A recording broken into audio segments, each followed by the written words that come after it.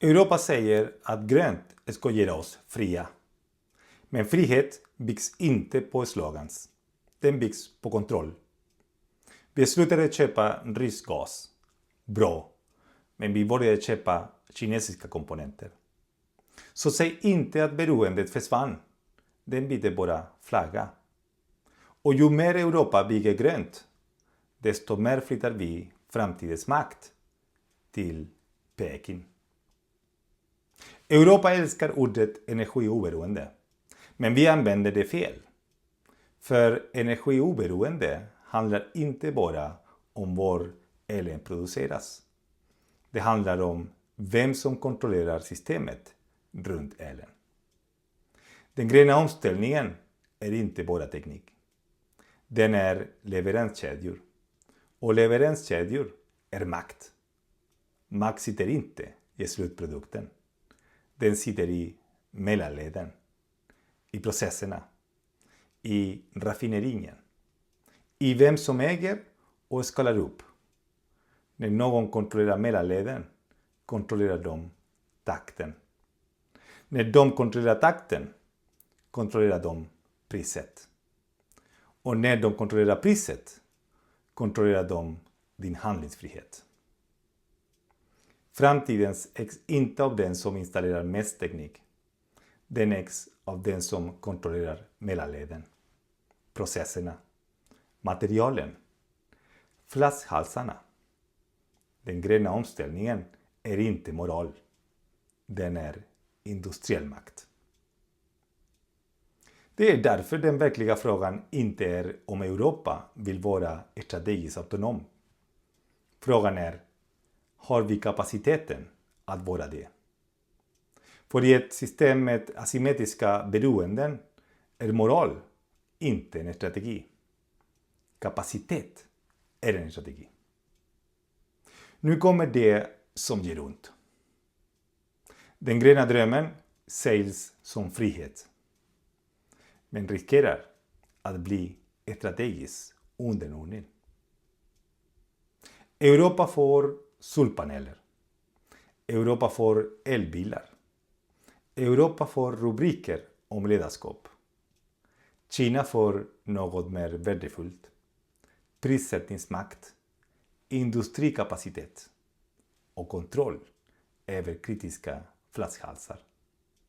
Europa får slutprodukten. Kina behåller värdekedjan. Och här är den verkligt obekväma poängen. Problemet är inte Kina.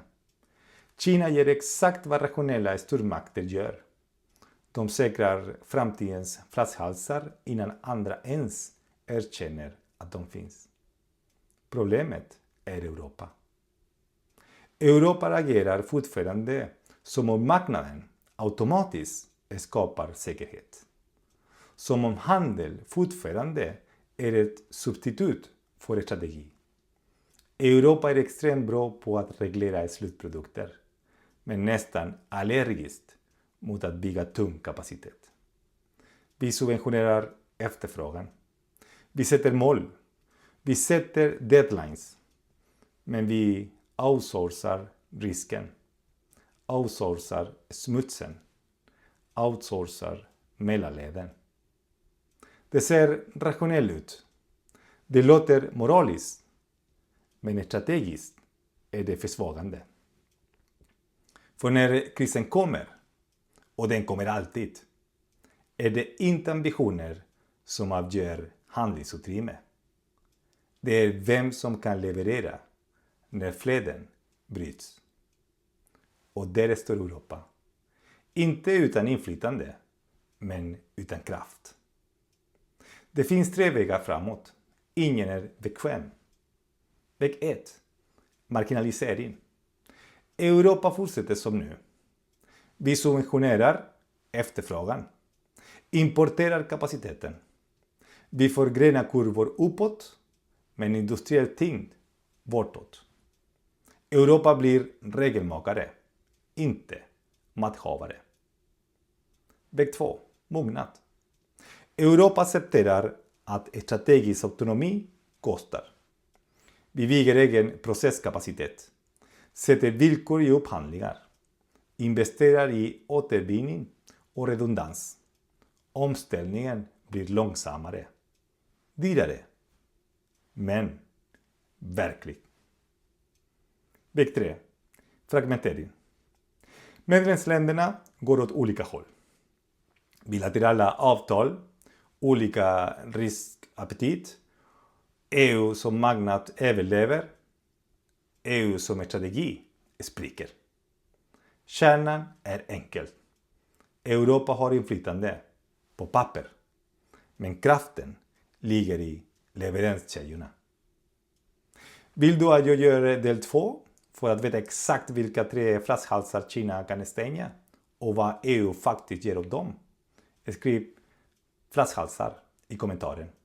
Dela videon med någon som fortfarande tror att omställningen bara handlar om teknik och god vilja. Jag heter René Jaramillo. Vi går djupare än rubrikerna.